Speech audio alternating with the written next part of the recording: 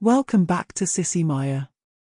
Make sure to subscribe to our channel to never miss an update. Additionally, consider subscribing to my Patreon to get access to these features, and much more. My friend Rachel had won tickets to a sneak peek of a movie premiere. I say friend, but truth be told, she had been my next-door neighbor for most of my life, until my family moved about 45 minutes away so my dad could be closer to work. My name is Alex, and Rachel's the same age as me, 18. I wasn't exactly her type, but I'd be lying if I said I didn't wish I were. Rachel lived with her mom, and she was way out of my league. She was shorter than me, but stunning, long, straight brunette hair, sparkling blue eyes, and a smile that could melt anyone's heart. She had the kind of popularity that came naturally, and she dressed to match. I wasn't a total geek, but I was no jock either, and occasionally, the bigger football players would pick on me. One of them was Zach Thomas, the star running back, who now lived next door to Rachel. He'd briefly dated her earlier in the year, but it didn't last. Rachel quickly found out he was kind of a jerk. As for me, I wasn't exactly the most athletic guy, though I was on the swim team. I had medium-length dark hair, a good complexion, something girls actually told me they envied, and deep blue eyes. I had made some accomplishments, too. We won regionals that year, my junior year. Rachel liked sci-fi movies, especially space ones, but her friends weren't into that genre. She was always a little worried they'd laugh if they knew about her interest, but since we grew up next door to each other, she knew I'd always be up for joining her. Those movie nights were the only times I got to hang out with someone as beautiful as her. Even though I knew she'd never go out with me, I couldn't resist saying yes whenever a new movie came up. Before she could drive, her mom would take us to a theater about 20 minutes away. Rachel would always say it was because the theater was newer and had better screens, but I secretly thought it was because she didn't want anyone from school seeing her out with me. This time, Rachel called me after we'd moved. It had been months since we'd hung out like that, and it was already mid-February. She told me about the sneak peek premiere on Friday night and asked if I could go. I didn't even check with my parents before saying yes. I knew my mom would be fine with it. She always teased me about how cute we looked together, especially when Rachel would give me a peck on the cheek after the movies. It was never on the lips, just enough to keep me hoping. I was fooling myself, but I couldn't help it. I didn't have much in the way of nice clothes, so I chose a black-ribbed turtleneck sweater. The only dress pants I had were a pair of light grey slacks I wore for church in the summer. I paired them with black socks and my Sunday shoes. As I was about to leave my room, my mom walked by and gave me a quick glance. "Well, don't you look handsome?" she said, then raised an eyebrow. "Are those your church pants?" "Yeah, Mom," I replied, confused. "Why?" She gave me a disapproving look. "Sweetie, those are too light for tonight. It's supposed to be only about 20 degrees.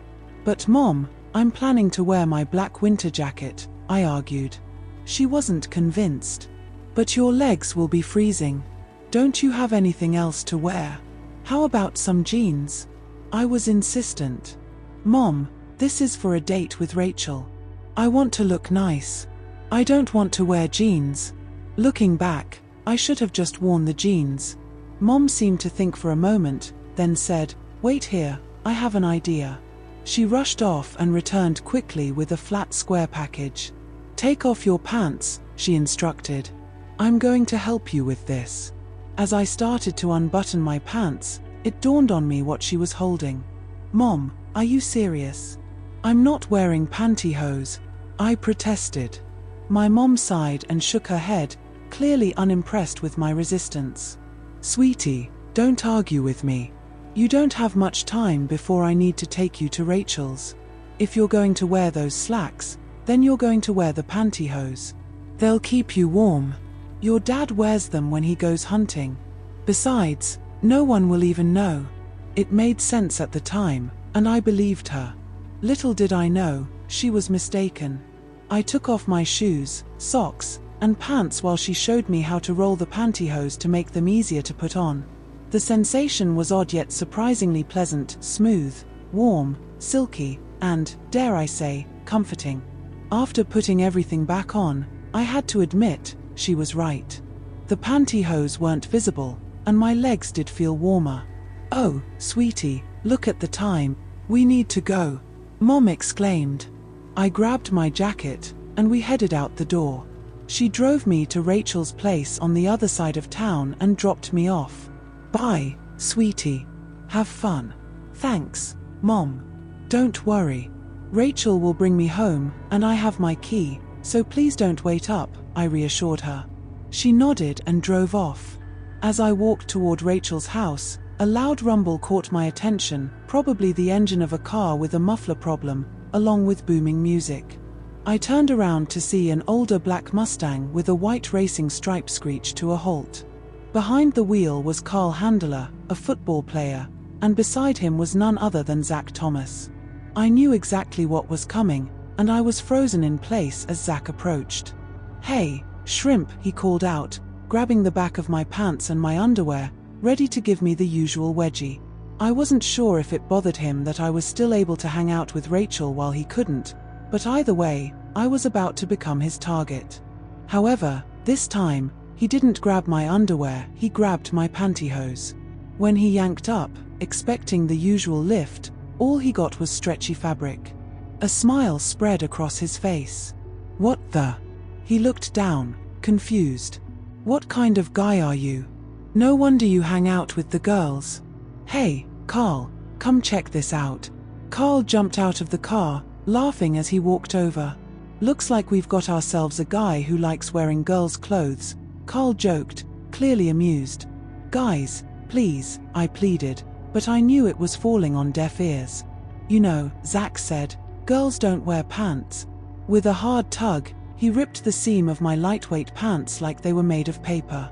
I fell to the ground as he grabbed one of my feet, and Carl yanked the other off. My coat was already half undone, and Zach pulled it off completely. In an instant, both of them jumped back into the Mustang and sped off, leaving me standing there, desperately trying to hide my pantyhose-covered legs. Just then, I heard Rachel's front door open. I straightened up quickly.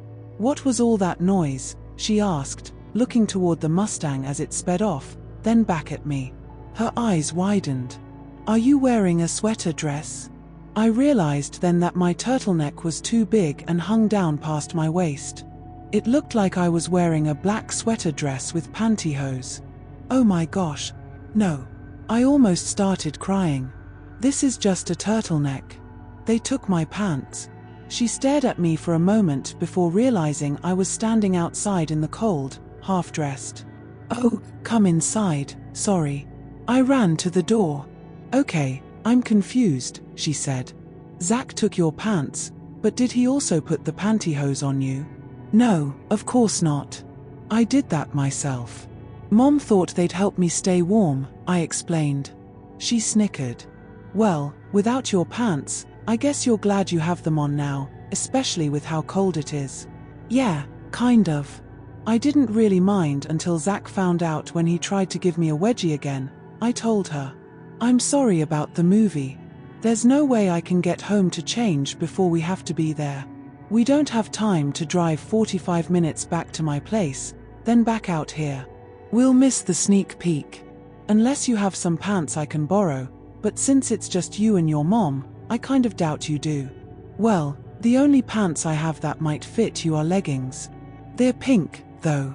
And my mom's stuff won't work because she's shorter than I am," she said, pausing for a moment. A mischievous glint flickered in her eyes. "I've got an idea. I'm not missing this sneak peek. I want to be the first to see it, and I always invite you because I know you love these movies too. So, come with me. You'll do exactly what I say, okay?" "I'm not sure," I said hesitantly. "Trust me," she said, leaning closer and batting her eyes. "Please, it'll be fun." I nodded reluctantly. "Great. Then come with me." She led me upstairs to her mom's room. "I don't have pants that will fit you, but I've got something that will. But first, take off all your clothes," she said, like it was the most normal thing to ask. "Excuse me?" "You heard me, strip," she repeated firmly. I didn't argue. As she rummaged through her mom's closet, I stood there, unsure of what was coming. "Ah, here it is," she said, pulling out a black-ribbed sweater dress that looked like the turtleneck I'd been wearing. I was shocked. I know I was wearing pantyhose, but I'm not wearing a dress in public. That would be humiliating. I've had enough of that tonight. She walked over and put her arms around my waist, which felt surprisingly comforting. "Honey, we don't have time to argue. I'm not missing this movie, and I don't have much time to get you ready. I promise, no one will know it's you except me. Do you want to go out with me or not? If you do, you'll have to do it my way tonight. Understand?" I hesitated, but I didn't know when I'd get another chance like this. I nodded, signaling I would do it. She grabbed the dress and took me into her room. She pulled out a black lace bra, matching panties, and a pair of black-ribbed tights from her dresser. "Put the underwear and tights on," she instructed. "Why the underwear? No one will see it," I asked. "If you wear it, it'll help you feel the part better," she said. "Now stop wasting time." I obeyed, and she helped me with the bra. It was padded, and with a little extra stuffing, it gave me the appearance of modest breasts. The tights were thicker than pantyhose and would definitely keep me warmer. She made me sit down while she grabbed a hairbrush and started straightening my hair. She took a pink hairband with a sparkly white flower and carefully pulled my hair back. It stung a little as she put it in place, then she teased out the back with a pick. "Hold on, I'll be right back," she said. She returned with a curling iron, plugged it in, and got to work. "Close your eyes," she instructed. I did, and I felt her applying foundation to my face. "It's not the exact color you need, but it'll work for now." When I opened my eyes, she was applying heavy eyeliner, eyeshadow, and mascara. She put blush on my cheeks and dabbed a cotton candy sweet lipstick on my lips. Then, she used the curling iron on my hair, curling several sections, and held each one for about 30 seconds. "Wow," she said, stepping back. "Wow, what?" I asked. "Oh, shoes," she exclaimed, rushing out of the room. She called back, "Put the dress on." I slid the dress over my head. It was strange as it fit over my padded chest, adjusting it into place. I buckled the belt around my waist. The dress was short, just above my knees. She returned with 2 pairs of shoes. "Sorry, these are all I have that might fit you," she said, holding up a pair of black-heeled boots and a pair of black leather pumps with ankle straps. "I don't think I can walk in either of those," I said, unsure. "We don't have much time, try the boots," she said. "We've got to go." I slid my foot into one of the boots and zipped it up. To my surprise, it fit perfectly. I put on the other boot. Before I could get up, Rachel fastened a silver necklace with a diamond heart pendant around my neck. Then, she took a pair of hoop earrings and started putting them on me. "Oh, wait, what am I thinking? You don't have pierced ears," she laughed. "I used to do this before I got my ears pierced." She broke off the prongs from each earring and turned them into ear clips, then gently clipped them to my ears. She stepped back, examining me. "Wow, Alexizzy, you look incredible. The guys are going to go crazy over you." I wasn't amused. "That's not funny." As I stood up, she moved away from the mirror, and I got a full view of myself for the first time, as a girl. She was right. I looked amazing. I had never seen myself look this good. The hair pulled back with cute curls in the back, the little bow, the warm dress, the sexy boots, and the tights made me look like I was ready for a night out. "Come on. We're going to be late," she urged. "Sorry, I don't have a coat that will fit you, but we have to go." I wobbled in the heels, trying to catch up. She grabbed 2 handbags from the wall by the garage and handed me a small red one. We hopped into her car and drove off, the 2 of us girls heading to the movies in her little red convertible. The top was up due to the cold. Thank goodness I wasn't quite ready to be seen in public as a girl just yet. It wasn't the date I had imagined this morning. We arrived at the theater, and Rachel jumped out of the car. I barely had time to react before stepping out into the cold night air for the first time in a dress. I felt nervous, scared, and confused about why I was doing this. "Come on, Alex." Alexdy, girlfriend, "we're going to be late," she said as she hurried ahead. I tried to balance in the heels, learning to walk in them while keeping up. At the door, a couple of guys arrived at the same time. "Hey there, ladies." "Ladies first," the first guy said, holding the door open for me. They were both tall, athletic, and had buzz-cut hair. Rachel hurried ahead and walked through first. I followed, and the guy placed his hand on my back, guiding me through the door. It sent a warm buzz through me, and it felt strange but nice to have someone open a door for me. Inside, there were 2 lines, one for the official premiere and another for the sneak peek.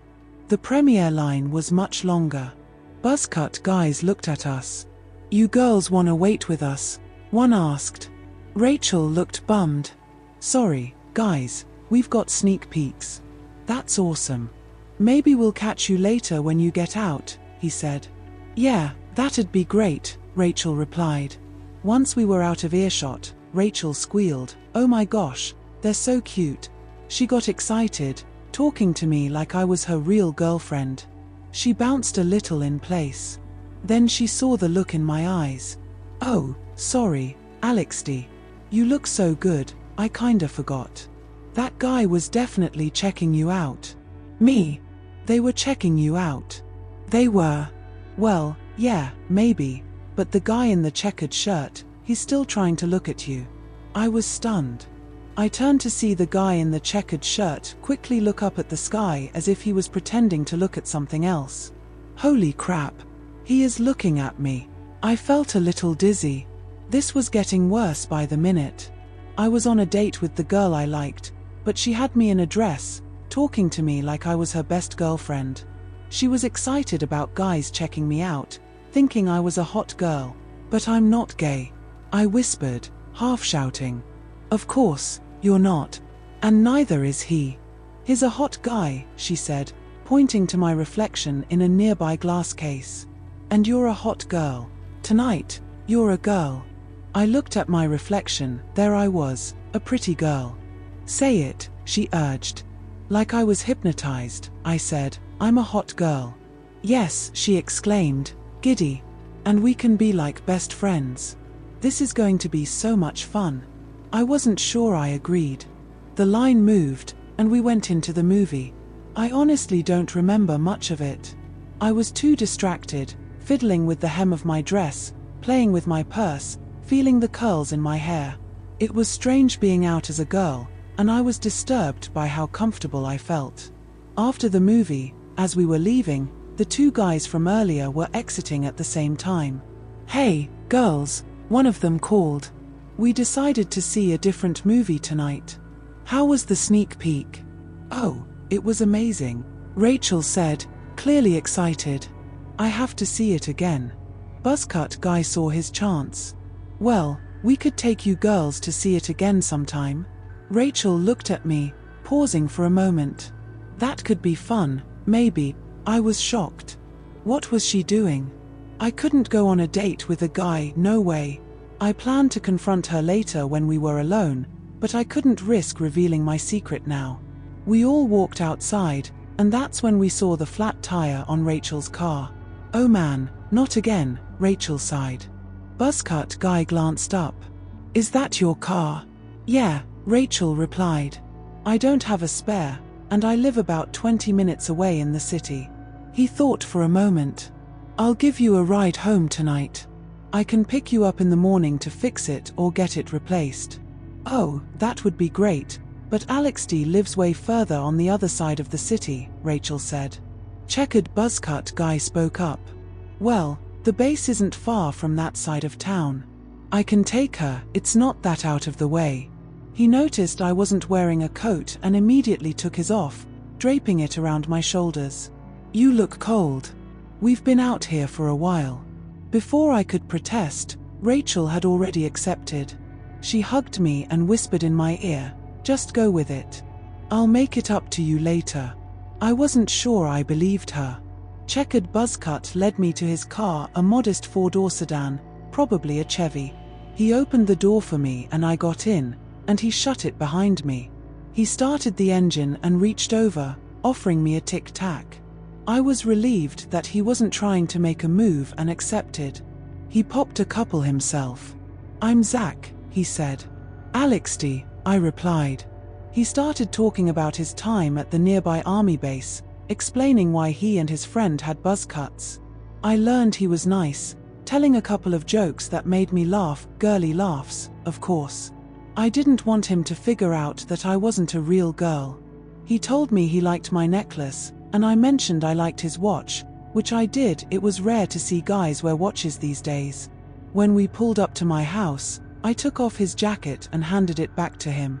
He grabbed my hand gently, saying, "Normally, I wouldn't do this with someone I just met, but I don't know when I'll see you again, and I don't want to miss this opportunity. You're so beautiful." My heart raced. He thinks I'm attractive. He likes me. Before I could process it, he leaned in, looking into my eyes. I froze. He was kind enough to drive me home, and now he wanted a kiss. For a moment, I thought, what could it hurt? It was just a kiss. I leaned toward him. Our lips barely touched when he closed the gap, kissing me gently. Then, his lips parted, and so did mine, our tongues intertwining. It felt like what a kiss should feel like: wonderful, gentle, loving, deep. I was lost in it. As he pulled away, I leaned toward him, wanting just a little more. He softly kissed me again, a small peck. "Good night, Alexty." "Good night," I whispered, still dazed, and smiled. I opened the car door and stumbled out, my mind still floating from the kiss. My boot heels clicked sharply against the pavement. Rachel was right. I thought, I am a girl now. As I walked up to the door, I realized my key was in my coat pocket, the one I no longer had. I couldn't get inside. Just then, the porch light flicked on, and my mom appeared at the door. "Can I help?" "Alex, is that you? What on earth are you wearing? Why are you dressed like that?" I walked past her into the house, mortified that she had seen me like this.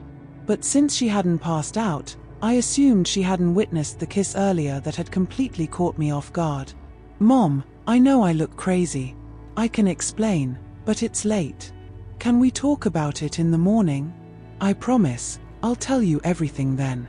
She looked at me, a little worried, before easing back. "All right, but don't let your father see you in that outfit. He might lose it." I nodded. "I won't."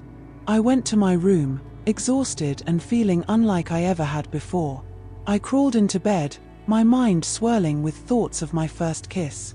I couldn't decide if I'd done it just to help Rachel with her date, or if, crazier still, I wanted to go out with those guys myself now. I drifted off to sleep with pleasant thoughts of the kiss, secretly hoping there would be more to come. Then, an awful thought hit me: I have nothing to wear. Don't forget to join me on Patreon for exclusive content,